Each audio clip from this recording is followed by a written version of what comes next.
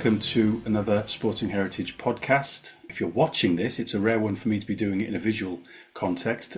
You'll see proof indeed that I do have a face for podcasts, but welcome to the Sporting Heritage YouTube channel. Warm welcome to Billy Webb from Goldie Lookin Chain. Welcome to the podcast, Billy. Thank you. Pleasure to be here. Cheers, Russ. There were a few other names I could have introduced you. I went on the GLC website and you got a few AKAs. There's Tim West Country, or the stage name, The Optician, which I think is possibly a giveaway. I think people can work that one out. Yeah. Do I want to inquire about the Wibbler, or is that best left untouched? It's absolutely fine. Yeah, I think it just it'll be good for this podcast because I just wibble on. So it's as simple as that. The Newport John Lennon, although he might have been the Liverpool Billy Webb, actually. Exactly. Again, self-explanatory. When I was younger, definitely bore a passing resemblance to John Lennon in my teens. So yeah, I used to get that a lot. But I can call you Billy, yeah? Billy will do. Yeah, Billy no problem at all. Okay. You're joining us for Sport and Fashion Month. I guess, again, if you're watching this, you'll be able to see just from the sort of the shoulders. Certainly yours. Mine's maybe a little bit more cryptic. I'll display it in a moment and say a bit more. But as I said, it's Sport and Fashion Month. It's running all throughout June and follows on from two highly engaging, successful campaigns in previous years that celebrated in a very similar kind of way for a whole month. Range of different kind of content, online, in person, sharing collections. But that was around the art of sporting heritage. I think the last thing I did for that was sporting heritage through the medium of pub signs. So where sporting heritage and some sporting the names of pubs as well refer to kind of sporting and leisure pastimes, and the turf at the racecourse in Wrexham is now world famous. I don't know if you can think of any. Put you on the spot a bit here, Billy, but I don't know if you can think of any in Newport. But we went around Wales talking about some of those pubs, and gave me an excuse to go and do some research as well on some pubs.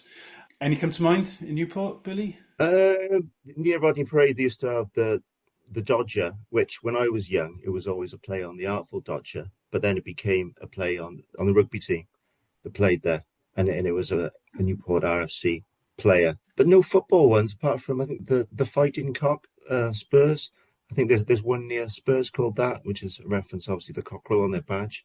No, none of the spring to mind. Yeah. It's all on the blog. Yeah, so we're celebrating fashion, sportswear, the uniforms, the stockings, the costumes, everything that to do with sport, in collections, archives, research, because it's just as likely to be at risk as any other sporting heritage object. They evoke memories. We're going to be ploughing this furrow very, very deeply, I suspect, in the next kind of hour or so.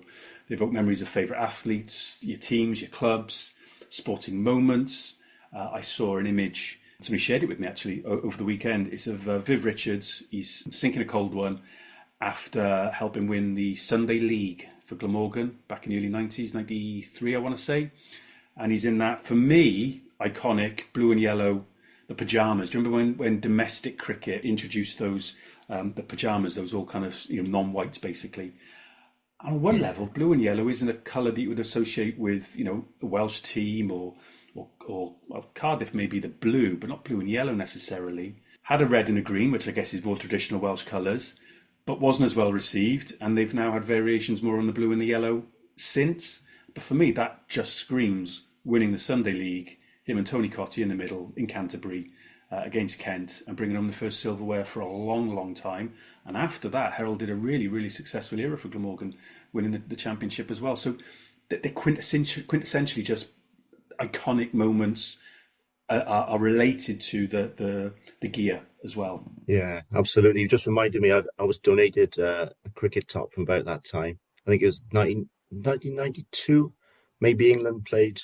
We got as far as the final. They might have won it. I don't fully follow cricket, but I got donated a Pakistan green colour top, and it's beautiful. I should have brought it. Really, should have worn it. Sorry. But it's a thing of beauty. But whenever I wear it, I feel like when I'm Max and Paddy. There is that, yeah. It's that relationship between the gear that was worn on the pitch for that iconic moment that is still kind of burnt deep in one's memory. It can also help trace the evolution and development of sports in terms of performance, inclusion, representation, belonging. There's not that long ago, football shirts could be quite baggy. These days, they are tight to the skin. Rugby the same, tight to the skin. They don't give much away physique-wise. They can be pretty Unforgiving. unforgiving. Yeah, yeah. And so, yeah, but there's something there in terms of, not being able to pull on the shirts as easily and other things around performance. And the month celebrates all of that. So, yeah, from the field of sport to the catwalk and as everyday fashion, sportswear is changing designs, whether it's divisive or iconic. It's always been a part of the fabric of our sporting lives. Hashtag sport and fashion. Get involved. Just visit the Sport and Heritage website. Details are probably down by there, but it's www.sportingheritage.org.uk if you're only listening. Let's get into it. Goldie Lookin Chain, known as the GLC for short. If there's anyone listening to this, watching this, who aren't familiar, and I can't believe there aren't any, but if there's someone who isn't familiar with Goldie Lookin Chain, GLC, tell us a little bit more. And and yourself, Billy, tell us a bit more about yourself.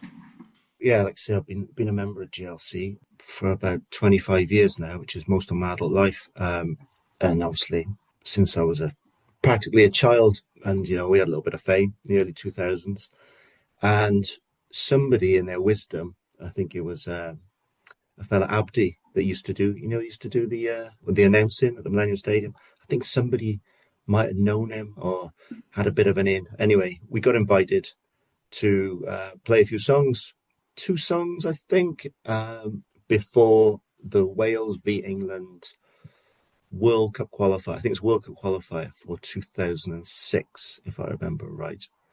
And I can't remember how Wales were doing. Not particularly well. I don't think they were still in the running by that point. But one of them was Your Missus is a Nutter, and a well-known red top newspaper. One of their staff bet us 50 quid that we wouldn't say something or dedicate the song to Victoria Beckham. So obviously we can't look 50 quid. We can't turn 50 quid down, after all, from Newport. So we did it. Really wasn't a problem. No issue at all. Nobody even mentioned it on the day. I think David Beckham even looked over if he knew at all what was going on. They were too busy warming up, obviously, for an important match. But by the Monday, it all kicked off, and people making apologies on our behalf. No one really cared, it was just a bit of fun. But we never did get that 50 quid. Oh, Tells you all you need to know about the Red Tops. well, yeah, yeah. And he had the last laugh as well, didn't he, David? Because I think England won, didn't they? So, well, there's no think about it. They did, They and definitely did, yeah. and I think you're right. I think we were well out of the running. So, yeah. You mentioned Newport, the black and the amber there gives it away. You talked about the Dodger pub by Rodney Parade. What's your memories of county as a lad growing up? So my father was very into football. He isn't from Newport. Moved here. Just loves football generally. Used to go all the time, probably before I was born. My first memories being taken there when I was very young. I think we drew Everton in maybe like the League Cup or something on a cold Wednesday night, and getting hammered and leaving because they had school in the morning. I think I got beaten about 4-1 or something. But the experience of just going to a big ground, as I thought back then, at Somerton Park, the long gone Somerton Park, and just experiencing everything. The smell, the floodlights, and everything. It was just amazing. And we'd go every now and again, but then obviously Newport folded back in about '88, and a new Phoenix club was formed, and we couldn't play in Newport. So I remember being taken there by my old football manager to see the first ever game of Newport County AFC, as they become. And we had a bit of an all-congering first season. I think we won the double, going to the cup final there. We had to play in Morton in the Marsh, which is in Gloucestershire, and it's about 100 odd miles away. So yeah, bits and bobs like that. And then we eventually could play in Newport, and we're playing over in Spitty in an athletic stadium, which I never enjoyed going to. And it's gone on and on from there. But yeah, just a lot of memories from childhood, really. County man and boy. Yeah. Although I wasn't strictly brought up in that way, in terms of there's a whole lost generation of county fans, and many have 2 clubs, and I was the same. And that playing in Morton in the Marsh, that's the origins of the nickname the Exiles. Because I do meet people from time to time who go, well, why the Exiles? What's that all about? And it's that Phoenix club, isn't it? Having to play And there's a whole story there which we won't go into, but weren't allowed to play in Wales. Had to play over the border in Morton on the Marsh. A lot of people in South Wales know where Morton on the Marsh is Yeah, for no other reason. yeah. But that's the story there, and maybe that's for another day. But do you have the kits and things as a kid? Were they easy to come by? Newport back They in the day. they weren't that easy to come by, really. No, I remember one lad in school had one, and it was. I wish I had the kit now. Sponsored by the South Wales Argus. Beautiful, beautiful kit. But he was like a real like one-off. Somebody having a Newport County kit in school was, whoa, that was wild seeing that. But you see them all over the place now. It's Absolutely. amazing. Yeah, absolutely. You mentioned the Pakistan sort of cricket shirts. What about I don't know, rugby shirts? Was that a thing, or maybe Wales in football, that kind of thing? So when I was a kid, my parents are from Ireland, so we had a lot of Northern Ireland tops. We had Republic of Ireland tops. Go on holiday, pick the tops up. Oh, what did we have in the family? We had like 82 World Cup Northern Ireland tops, 1990 World Cup Ireland tops. I think I had like the one from '93, the '94 World Cup. So a lot of those tops growing up. But yeah, just random ones I just liked the look of. I had a Spurs second kit. It was yellow with a little spiky kind of thing on the shoulder. I loved that kit. Bought it. I Not know. a Spurs fan, just liked the kit. Yeah, So I was always into kits as a kid. Yeah, loved wearing football shirts. yeah, yeah. I'm in my Super Furry Animals Cardiff City sponsored shirt. It's a replica of the traditional crest. It's that lace tie-up collar. That's a little bit sprout through. But do you remember when Manchester United brought out that yellow and green half and halves? I'm not sure if it was the first shirt that had that, but I think it was the shirt that popularised this kind of I throwback.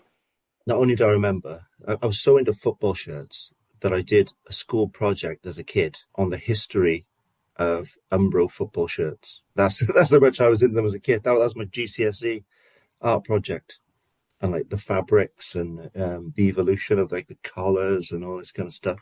Brilliant. I loved it all. Ah, fantastic. So, well, you're the perfect guest for this. Yeah, so this was worn for the Premier Cup, the FAW Premier Cup. Do you remember that? That was Mm. a short-lived competition. Again, only Welsh people will know about it, and that was the cup tournament. So similar to Newport not being allowed to play in Wales at the time, I think UEFA said to the Welsh clubs that play in the English system, well, you play in the Welsh Cup, you can qualify for Europe, and you also play in the FA Cup, and it's like you need to pick one or the other. All picked the FA Cup, not the Welsh Cup. And so the Premier Cup was a sort of a compromise competition that the FAW brought in. I think the BBC Wales sort of stumped up the prize money, and that allowed for clubs in domestic systems, so your Barry Towns and your Prestatins and your Bangors could play the league, the English system clubs, as they used to in the Welsh Cup. And this was a kit brought out. Super for Animals sponsored it. And it was a bit of a sort of a throwback because it was not far off. I think something like the 100th anniversary of the club, actually. I think, and this was the last one in the Oh, club shop at Ninian Park. perfect timing. And my father used to supply them with carrier bags, as he did a number of businesses in Newport. That's another, we could go down another rabbit hole there. He was making the delivery and picked it up for me. Didn't Oh, even ask. So there we go. what a dad. And I would go back into a burning building to rescue it. Leave the cat, leave the dog. Don't worry. Yeah. Got a Although, shirt. given it's about 150% man-made polyester fibre, I'd probably go up like a firework in it. But yeah. But what about the fashion part of it? There, you talk about collecting shirts. I mean, it is big business now, isn't it? I think it's always been part of the game. Well, I say always. I mean, certainly maybe since the 80s, mid 80s onwards, it's been part of the game. Big business now. Do you remember England's grey kit was brought out, and part of the sort of sales pitch was that it went well with jeans. Yeah, And there's a lot of that consideration these days, isn't there? yeah, absolutely. Yeah, it's styled as being a fashion thing, and obviously you've got all the fashion brands. I mean, PSG bring about 100 kits a year, don't they? It's very tied into fashion. And what I'm amazed by now is that people will wear the shirt of a club or an international side that they've got no affiliation to. And I don't think as an adult that I could wear a shirt of another club as an adult. Certainly not domestically. Maybe an international one. But people seem to just think, I really like that Arsenal away top from '89. I'm going to wear that. And I'm like, nah, I'm not on board with that at all. Maybe it's the way the game's gone. People see the fashion sometimes more than the identity. Yeah, I'm a bit like that with. I picked up I don't name the club, but I picked up a shirt from a Turkish club, and it was randomly just in a charity shop. Lovely shirt, Kappa. I do like Kappa shirts, and I had to. I bought it anyway because it was too good just to leave there, and I was kind of passing through where I bought it, and I did text a Turkish friend of mine, so I said, like, this club is this kind of like a glory hunting club? Is it one of those nouveau riche clubs? You know, are they owned by some owner that I'm going to have a problem on a political level with? And with all these considerations, he was like, "Oh no, they're pretty good. They got some, good hardcore fans, got a good working class base." And I'm kind of like, "Okay, that's fine." I'd still kept it. Yeah, Probably would never see the light of day necessarily if there was maybe, as I said, some of the politics. And again, let's not necessarily go down that path. But there's an element of that as well, isn't it? In terms of the whole package, then, if you like. yeah, exactly. People will go and pick up a St. Pauli shirt because they identify with the politics, or they're picking up, Bohemian shirt or whoever it is, and they might not have any affinity to any club in those countries, but they can jump on something and then if they like the shirt, that's a bonus. Yeah. Was it Atlantic Major? I think they had a kit that mimicked Boca Juniors, and apparently have sold an absolute ton down there. It's genius, isn't it? It's Yeah. absolute genius. Do you know what? Newport had a third kit recently, which looked very much like the River Plate jersey with the sash. And one of their fans, or somebody, a director from the club or something, went to Argentina, and I think they met somebody from Boca Juniors, and they had this shirt, and they were like, "No, no, sorry, we cannot, we're not even going to look at that shirt, sorry." But yeah, Atlantic Major, very clever, Yeah. very very clever. Yeah. You've also gone, I suppose there's, and this might, I think, maybe touch on some of your collaborations with as a band with Newport County. Then that wider cultural thing. So yeah, it's the fashion, it's the sometimes, like I mentioned Kappa, sometimes the make just adds a little bit more kind of kudos for maybe just on an individual personal level. Things like the collars, the designs, there's a very aesthetic, but obvious aesthetic appeal or not, depending on one's taste. But then there's that whole kind of, if you broaden that out, that kind of casual culture and that terrace culture as well. The kits are a part of that as well. I mean, you're wearing a cap. I mean, for certain people, a cap is part of the, not just any old cap either. The uniform almost. So it's not just the shirt. It's the it's the daps. There we go. That's the word that's not going to necessarily translate very well. It's the footwear. It's the footwear. It's the, like I said, the cap and things like that. Maybe an over jacket and things like that. Yeah, the football shirts have a funny role in that, really, in that if the casual culture would swerve the colours on match day, whereas the scarfer, the person that would wear the scarf and wear the football top, it's a way almost of identifying that I'm all right for that. The soccer violence, actually, I'm fine with that. I'm a married dad of three. It's not really what I'm into. So I don't mind wearing the shirts, but I know a lot of people that wouldn't. Like I say, there's a fine line. You want your club shirts to be fashionable, to be seen, to be worn. But then a lot of people that have the eye for the fashion then have no intention of wearing them on the match day. It's a funny one. But I think the role of shirts and the availability of them now, they're just everywhere. Yeah, it's definitely changing. I look back at like the 80s, and you would see very, very few shirts at a match. Everything would be dark. Well, you see the photos from back in the 80s, and everything looks of a different time. But the lack of colour is really evident compared to today. I think that's the one big difference. Maybe people that can afford more. I don't know. No, I think you're absolutely right. But there's a book, I want to say, I think it's by Tony Rivers, who's got a bit of a background with kind of the Soul Crew with Cardiff, which is one of the Cardiff kind of fans groups that go back to that era you're talking about. And he talks about, walking to a different beat. And again, it's about that Saturday. It's been a long old week in work or whatever. And that Saturday, it's not just going to the game, it's meeting up beforehand. And there is a danger. I mean, you mentioned it around having a bit of a dust up or whatever. It's easy to romanticize and be overly nostalgic about this. There is a darker edge to it as well, but it's part of fashion. It's wrapped up in all of it. A few beers before the game, going to the game, welcoming, in inverted commas, the away fans or whatever it might be, but walking to that different beat. It's that whole kind of package, isn't it?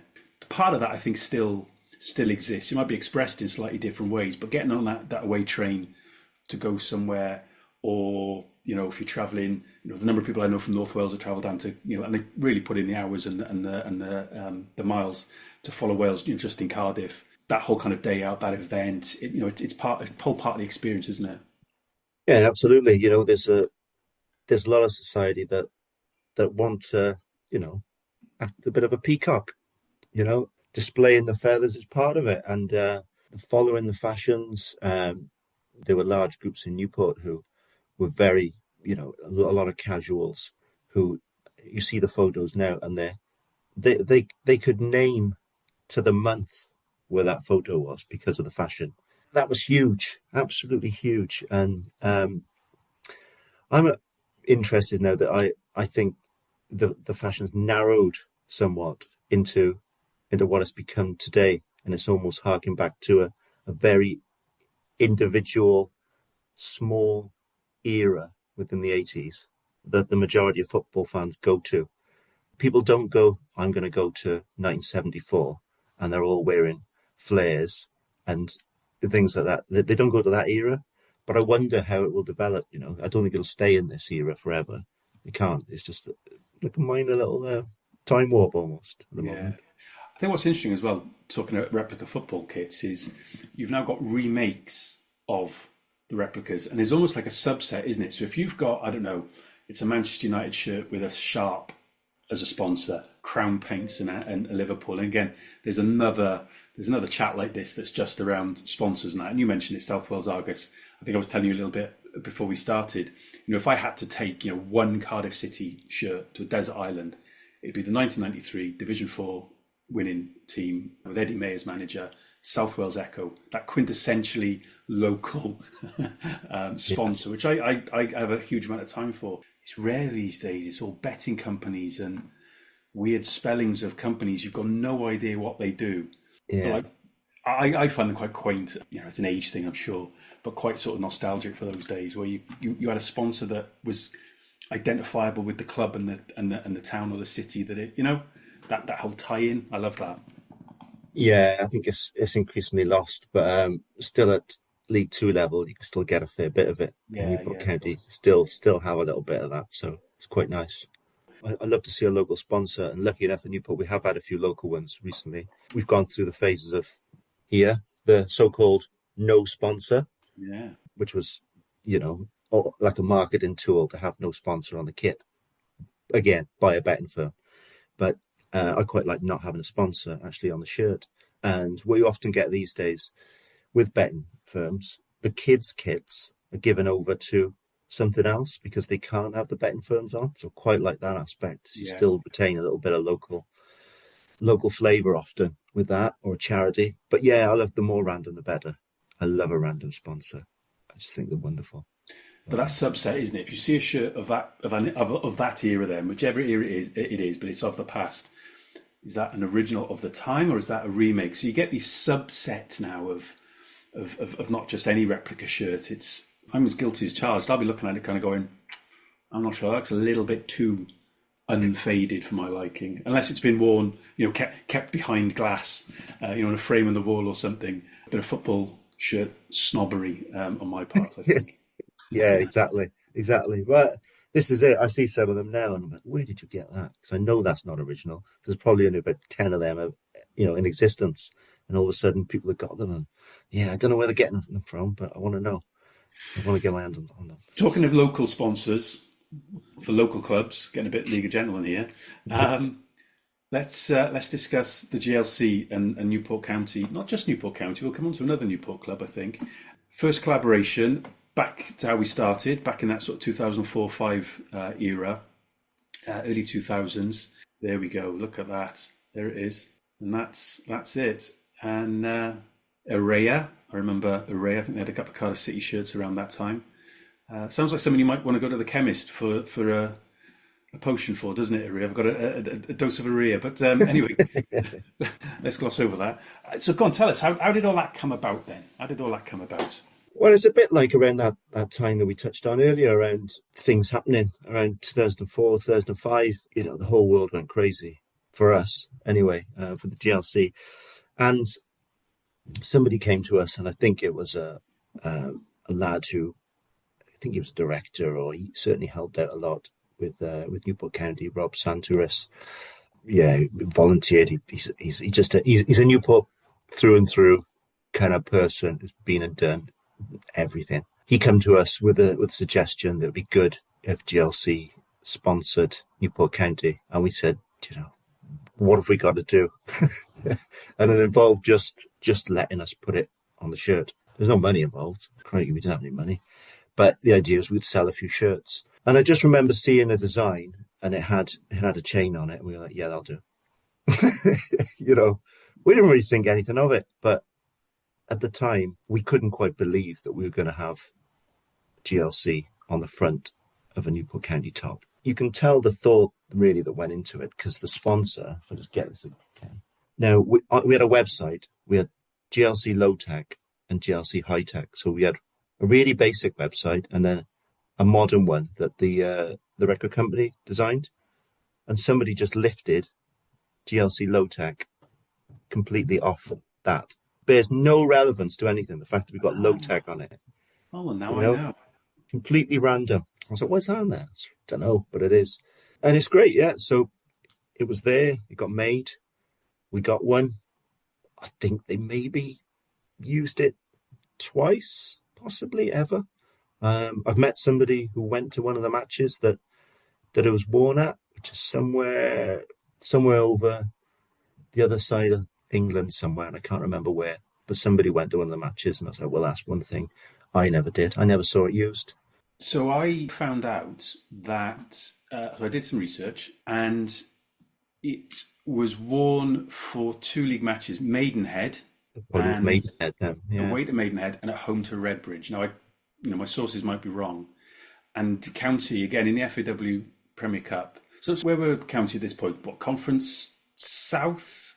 The Blearing Conference South then. I think we got promoted from Conference South in about 2006, 7, something like that. 6th tier then, isn't it? Yeah, 6th tier. But you were drawn away to Carnarvon Town, who have similar colours. So I have this theory that kits struggle to become iconic these days because, one, they're not around for long enough because, like you said with PSG, there's like 5 a season and they're around for just a season or even less than that. So they're not worn enough to for us to associate them with certain iconic matches or promotion campaigns or cup wins and giant killing acts and things like that. In the main, I'm generalising a little bit. But then the flip side is that they get worn so rarely that they become iconic in and of themselves. It just adds to the legend, I guess. Yeah, this is it. It's so rare. Like I say, I haven't seen any photos of the kit being used.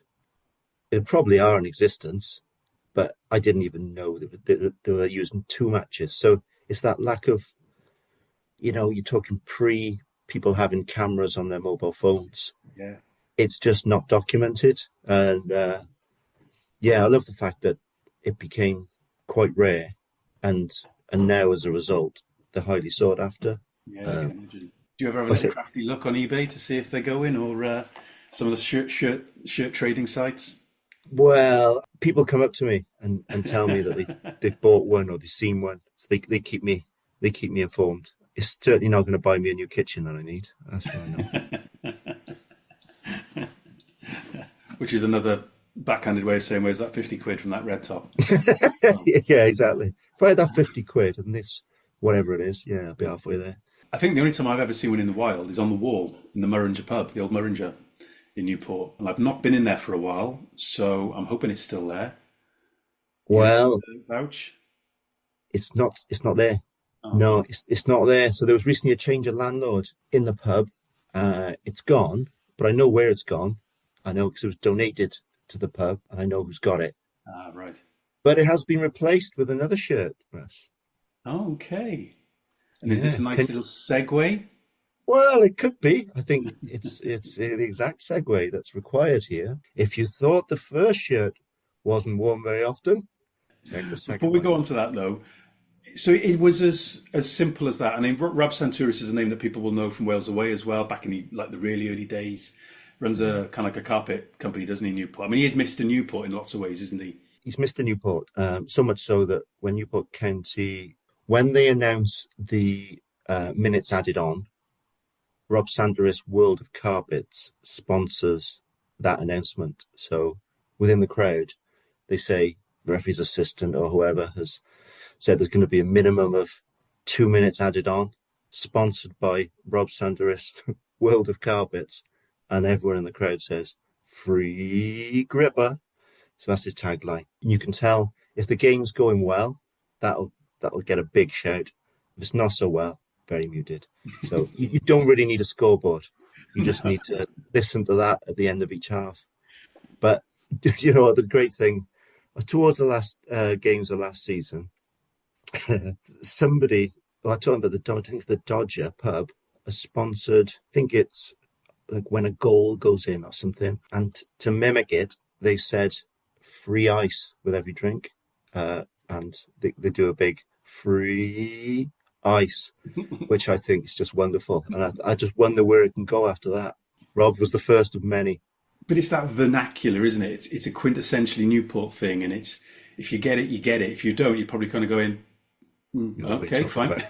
It's a Newport thing, whatever. That's what I like at football at that level and below, and increasingly less. But as I said, that's just me being an old cynic. So the second collaboration, it didn't just stop back in early 2000s, but it's almost a 20-year gap. Newport County go up into the conference. They then go by the playoffs into fourth tier, back into the Football League for the first time in a long, long time. 88, I think. Well, 87, I think the club went down. 88 then went out of business. I think I'm right on the dates there. So a massive thing for the city, obviously. They then get back in touch with you guys. Tell us, how does this next shirt? So there's another lad from Newport, Neil Hurd, who is a bit of a name amongst football kit aficionados. He's written a book, I think it's called The Lover's Guide to Football Shirts. One of the shirts featured in it is the GLC shirt, and he's from Newport. He has a brand called Lovers FC, where he designs football shirts, and I think he designed this shirt that I've got on. He was involved with that. And there's a bit of a dialogue. I see him at the matches. He sits about 15 rows to the side of me. Yeah, there's a bit of chat around we should do another GLC shirt. So there was talk over a couple of years. A few designs were bandied about. One of them was like a black, like a flip version of the old one with the gold on the black, which I think would have been good. Would have been a really, really nice shirt. Hey, who knows? It might happen another 15, 20 years. But there was another design as well in the mix. And that one eventually got chosen. Now, when it was designed, there was a few questions that I had. One was, in a world of tartan or plaid, there's many different designs. And you know, in Scotland, each family has their own tartan. In the same way, shall we say, we call this the Newport Heritage Check. You could say it bore a resemblance to other checks that are on the market, but I don't think it was exact. Let's say, in a world of Adidas 3 stripes, there's always room for a 2-stripe version or a 4-stripe K-Swiss. Let's say. So I thought it was sufficiently different, but I did ask the question. And we launched it in a lovely, lovely photo shoot with some players. We had a lovely, lovely afternoon doing that. And it got launched. And then it kind of didn't get launched. It went on sale. And then quickly, I think after about 3 days, it come off sale. And the club put out a statement saying, due to manufacturing issues, that the products were being recalled. And they offered everybody a home shirt and their money back, I think. And I don't think anybody took them up on the offer. And as such, they've become very, very rare. So that was the official line. The official line that there was manufacturing issues. Of course, there was an unofficial line as well, in that a well-known clothing firm, I think, pretty much said, we've got a lot of money and we've got a big legal team and you better stop selling those shirts. Otherwise, we'll probably be a club out of business. But I first found out something was a bit off when we were expecting to receive a complimentary, shirt each, and we weren't getting them, and the person wasn't getting back to us, and we thought that's a bit strange. It's all a bit strange.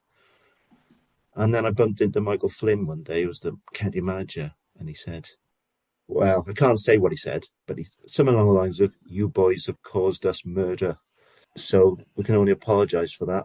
It's GLC all over. But I did draw attention to the fact. Good day though. Good. It sounds like a lot of fun. It was a great day. It was a great day, and when we wore them, they said, "Put them back in the bag now. All right, those can't get out before the kit's launched." Well, you can take the boy out of Newport. But it's a marvellous shirt, and honestly, I see it on the match days, and people love wearing it, and I'm just proud. Every time I see it, a little bit of me just smiles to have your shirt there that the fans are wearing, watching Newport County. Is just wonderful, and that's the shirt that's now up in the manager. Right there. So there's that segue completed. So you sponsored the first one, designed this one. Okay, if I put you on the spot, you can only have one of them. You've got both of them, but you can only have one. To take to that desert island, you're joining me on that desert island with my South Wales Echo 93 City shirt. Which one are you taking? I'm taking the first one, and the other one's in my pocket because I've got to hide it, Smuggle it. Sneak it through customs. Sneak it through customs, yeah. What I like about this is that it's made by Hummel, and I'm a massive fan of Hummel. I think I said I was a fan of Kappa. I think Hummel are probably my favourite kit manufacturer. Child of the 80s, World Cup 86, that Denmark shirt. Yeah, Coventry City, Spurs, Southampton, a very similar kind of design. But it's the chevrons. A long sleeve version where the chevrons going all the way down is just chef's kiss. But so I like that, and I do like the red chevrons on the shoulder of this shirt. Lovely. It's a nice kit. When we saw it, that is going to sell for about 3 days. But the company, we it might be because we've got a little bit of history with that company. That in the past, one day we were asked to attend a photo shoot for Max Power magazine, which is hilarious in itself. And they wrapped it Cavalier in the check of this company. I won't mention this company name. They got wind of this car had been made, and they made the magazine. Basically, the car had to be crushed, right? Okay. Not stripped of the paint job. It had to be destroyed. Then they had to film it being destroyed, and then destroy the tape. Wow. Yeah, wow. And I was like, what if somebody filmed the tape being destroyed, though? We could go on forever. You could. It could be like an infinity loop of of brand protection. Yeah, it's off the scale, isn't it? It's like, what's the point in that? Yeah. It's in a magazine. Yeah. Everyone can see it. That's how you found out. Is it this kit, the heritage check? Sorry, heritage check, not tartan or anything else. Is it the badge has been tweaked? Am I right in saying that was it the badge? Not the design of it, but was it just the colour of it, or was that a different shirt I'm thinking of? The badge has been whited out. That's it, yeah. On it. Just tinkering with the badge can be a bit too much for some fans.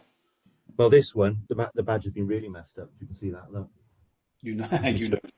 Just says you knows it at the bottom. So, I mean, that's classic. And it's got a lovely touch there with the website there on the back, which is a nice touch. Yeah, but a beautiful, beautiful kit. But I've got a nice old county one here. Go on then. I don't know. I can't remember where I got it. I think somebody gave it to me to get signed, but it never happened. But here's a lovely one. Oh, there we go. Oh, that's like a traditional crest. Yeah. So, yeah, a good South Wales sponsor there of Acorn Recruitment. Yeah. And and an old school crest, which is amazing. So before they all get modernised, don't they, these days? But yeah, school, intricate. Well, heraldic, isn't it? I suppose you would describe that. Yeah. Stone Roses fans would recognise the centrepiece of it, wouldn't they? Yeah, this is it. You can find that on Newport Bridge, or various places around Newport, which is the little chevron with the cherub.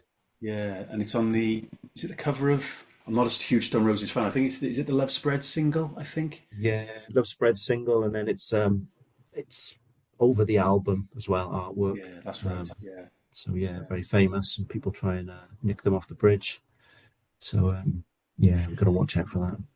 So a little bit of controversy helped. Mm. Didn't sell, didn't shift units, but it helped cement the legend of this shirt.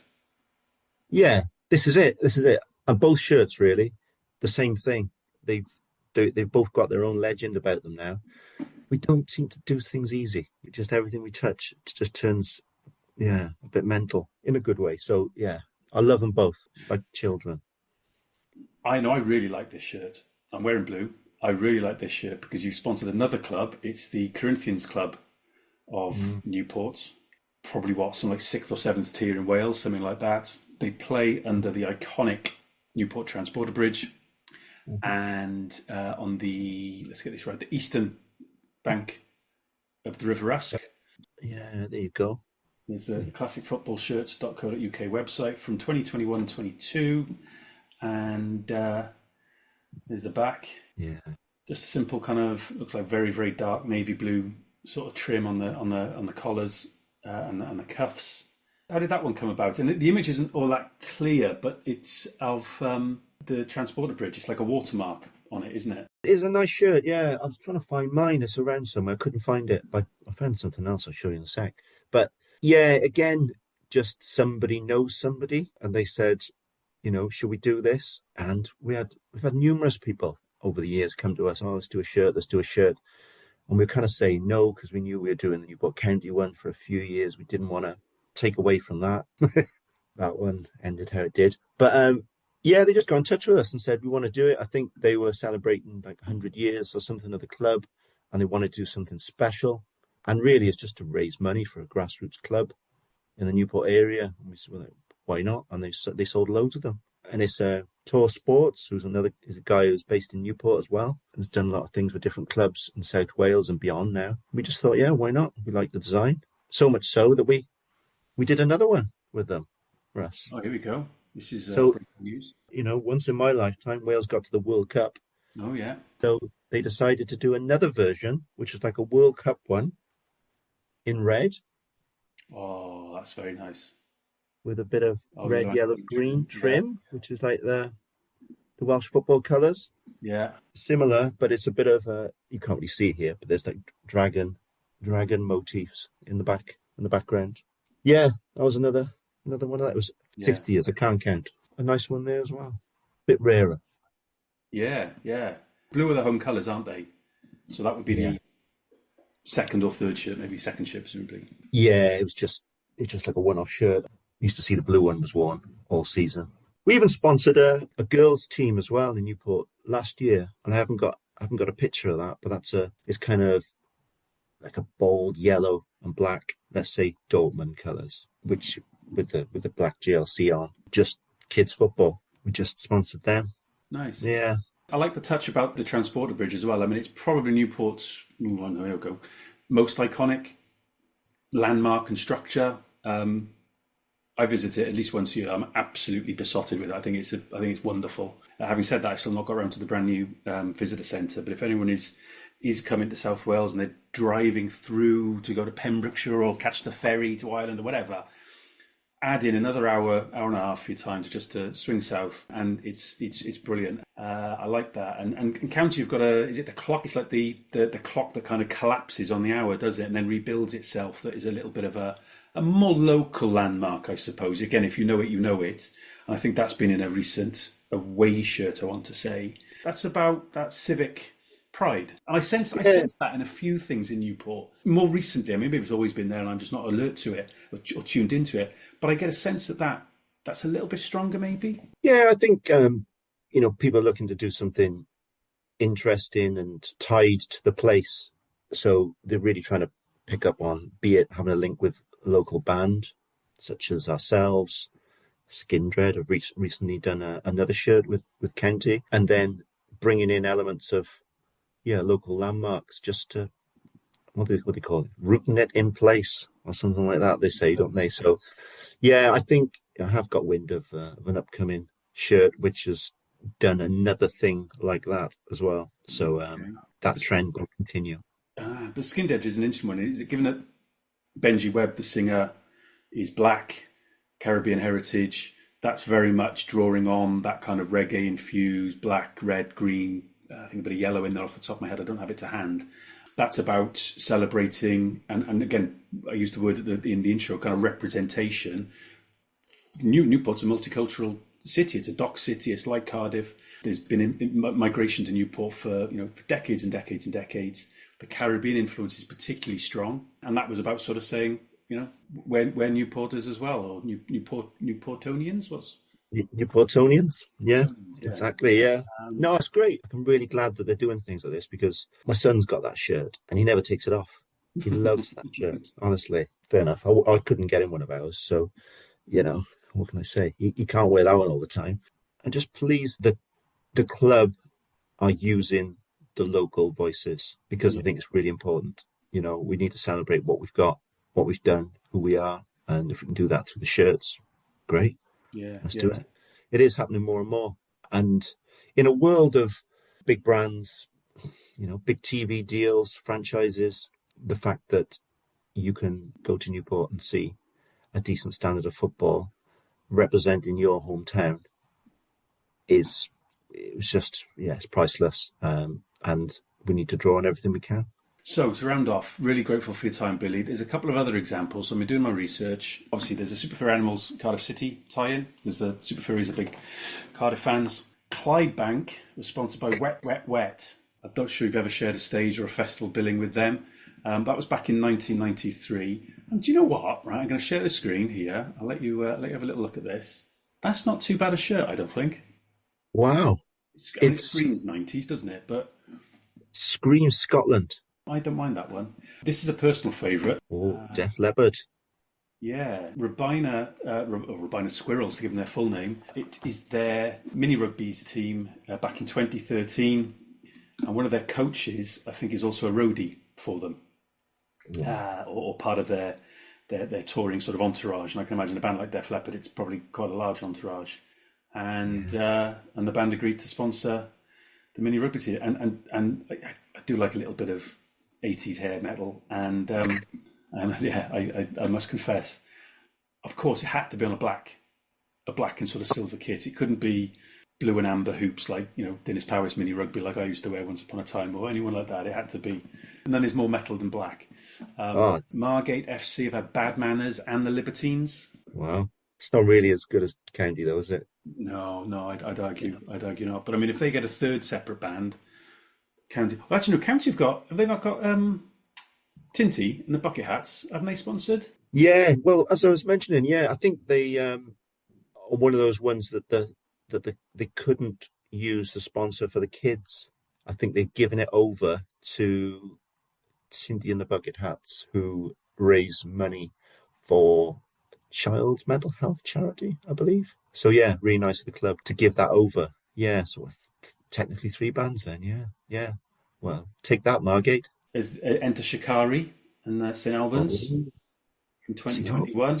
Wow. Nice. Very nice. Yeah, I do like it. Oh, not the nicest use of the chevrons, I would say, but that's my personal thought. Yeah, no, I agree. I agree. I agree. Didn't Sleaford Mods sponsor Seven Sisters?